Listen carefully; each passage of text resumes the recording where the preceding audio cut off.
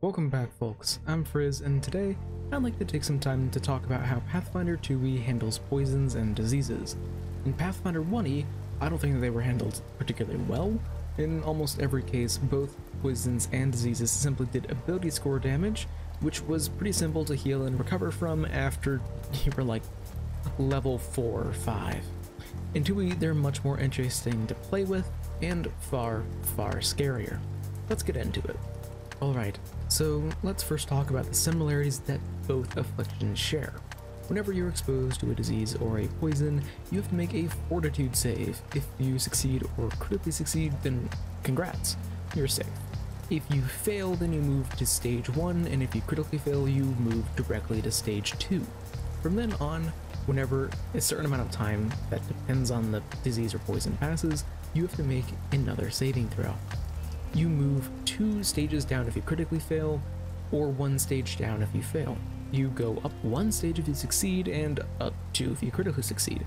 It's pretty straightforward, and the general goal is to reach stage 0, which doesn't really exist, but it makes sense with the way that everything else is worded. It just means that you're cured.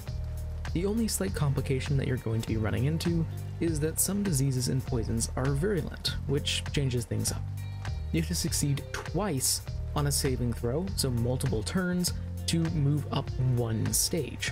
And a critical success just improves your stage by 1 rather than 2, slowing down how quickly you can recover drastically while not actually making you any slower at getting worse is very, very dangerous. And as you might imagine, virulent afflictions are really, really bad to get exposed to. Now that we have the real basics out of the way, let's talk about poisons. Generally, a poison only has one of 2 different purposes. Either they're going to be trying to weaken you, to try and help out whoever poisoned you, or they're going to be trying to just absolutely murder you. Supporting poisons or setup poisons apply a lot of status afflictions and help other abilities work better.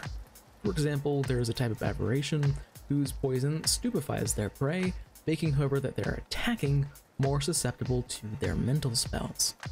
Other poisons are simply out there to commit a felony and try and drown you in poison damage dice. Don't you love taking 20d6 poison damage every single fucking turn? Some poisons absolutely love that. Either way, poison can be absolutely terrifying if you don't have a good fortitude save, and the most dangerous part about any poison is that it doesn't care if you're unconscious.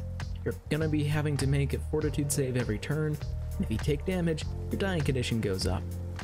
If you are poisoned and bleeding out, you can die incredibly quickly. Before we move on to talking about diseases, I should talk about PCs using poisons because it's a bit problematic. Not morally, as PCs are already mass murderers, a little bit of poison isn't going to change that, but there are some mechanical problems.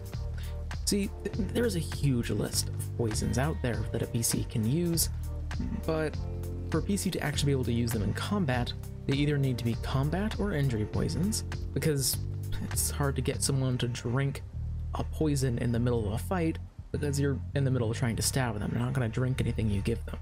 This limits what poisons you can use a lot, but you're then even more limited by the level of certain poisons. Since if a poison's level is remotely below the enemy's level, they're probably just going to completely ignore it by passing their save. And even if they fail, the damage is going to be pretty low because it's a lower level poison. And unlike a lot of spells that still have at least some effect if the enemy succeeds on their saving throw, poisons don't. They don't do any damage at all if someone succeeds, so it could just end up being a waste of actions. Also, probably the most common creature type outside of humanoids is undead. You're going to be fighting a lot of undead when you're as an adventurer, and undead are immune to poison because how are you going to poison a ghost? This just generally means that overall, poisons aren't going to be all that effective. If you really want to make poisons work, then a toxicologist alchemist is probably the best, but they're still limited because, again, if someone succeeds, nothing happens, and if you're fighting undead, you're screwed. What I'm trying to say is that poisons are great when enemies have them, but not when PCs have them. Hopefully, whenever the Treasure Vault comes out, it gives a bit more options to help out people who want to poison their enemies. Alright then, let's talk about diseases. Unlike poisons, GMs are almost always going to be giving these to players and not the other way around. Generally, whatever you're fighting is not going to last more than a minute, so you're not going to be waiting around multiple days for something to die. Also, unlike poisons, diseases don't really do damage. Rather, diseases apply increasingly strong conditions until you hit the final stage, which is often just death. Rather than killing you with damage like poisons, disease just diagnose you with death. Thankfully, you'll be able to see this coming multiple days in advance, so there's a lot that you can do to try and help prevent this. Way more than I feel there is for poison. Probably the easiest is to just buy some anti-plagues. They give you a nice bonus on fortitude saves against diseases specifically, and they last all day.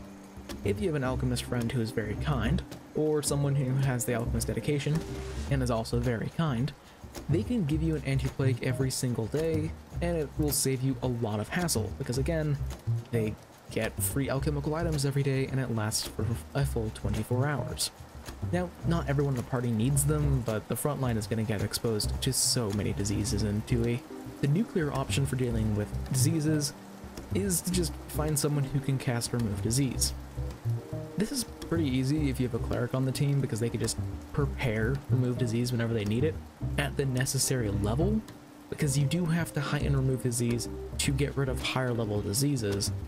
But if you don't have a prepared Divine Caster, then it can be a bit more annoying, because let's be real here, no spontaneous caster ever wants Remove Disease as one of their signature spells. If you don't have access to any of these options though, it can get very messy. The later stages of many diseases are incredibly nasty and just make someone, you know, fatigued, sickened, and enfeebled for days on end all at once. Try and have at least one way in the party to deal with diseases, since they're gonna show up in basically every single campaign, because adventuring is anything but sanitary. Thanks for watching. Dark Archive videos are coming soon, and I'm going to be streaming my first impressions of it. I just got my hands on the PDF, so probably there's going to be a stream later the day that this video goes up, and if I don't get through everything that day because I do have some things to do later, then the following day on that Sunday I'm going to be finishing it. Regardless of that, what are your experiences with poisons and diseases in 2e? Personally, in one campaign that I'm in, my character literally got every single disease, curse, and poison that existed in the campaign until they died while poisoned. So that's fun. Regardless of that though, until I see you next, live a wonderful life.